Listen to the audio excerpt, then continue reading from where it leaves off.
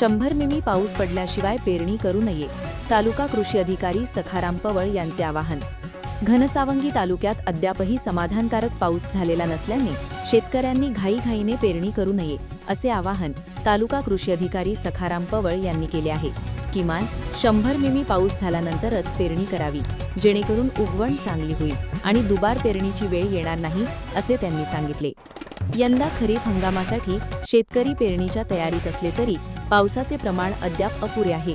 त्यामुळे शेतकऱ्यांनी हवामानाचा अंदाज लक्षात घेऊनच पेरणीचा निर्णय घ्यावा, असे कृषी विभागाने स्पष्ट केले आहे. दरम्यान तालुक्यात बियाणे व खतांचा पुरेसा साठा उपलब्ध असून कृत्रिम टंचाई निर्माण करण्यासाठी साठेबाजी करणाऱ्या कृषी सेवा केंद्रांवर कडक कारवाई करण्यात येईल, असा इशाराही सखाराम पवळ यांनी दिला. शेतकऱ्यांनी बियाणे व खते अधिकृत विक्रेत्यांकडूनच खरेदी करावीत.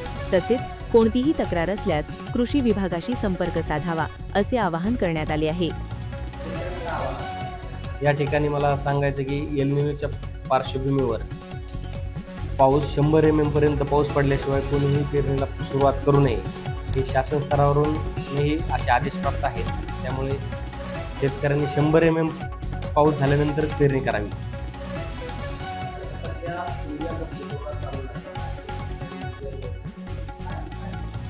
युरिया मी आमच्या सर्व शेतकरी बांधवांना या ठिकाणी आश्वस्त करू इच्छितो की युरिया तसेच वेगवेगळे खते किंवा बियाणे असोत याची साठेबाजी अथवा साठवणूक केल्यास त्या सर्व कृषी सेवा केंद्रावर सक्त कारवाई करण्यात येईल, याची मी या ठिकाणाहून सर्वांना ताकीद देतो.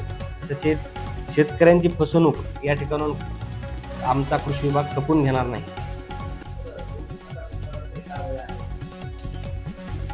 या ठिकाणी गुणनियंत्रणाच्या माध्यमातून आम्ही खताचे सॅम्पल लॅबला पाठवत असतो. सदर खतांचं सॅम्पल हे जर फेल आलं तर त्या लॉटला आम्ही स्टॉप सेल देऊन सदर कारवाई करत असतो. सर्व जे खताचे सॅम्पल निघलेले आहेत ते लॅबला पोच झालेले आहेत. अशा लॅबवर गेल्यानंतर आपण ते कोर्ट केसेस करत असतो.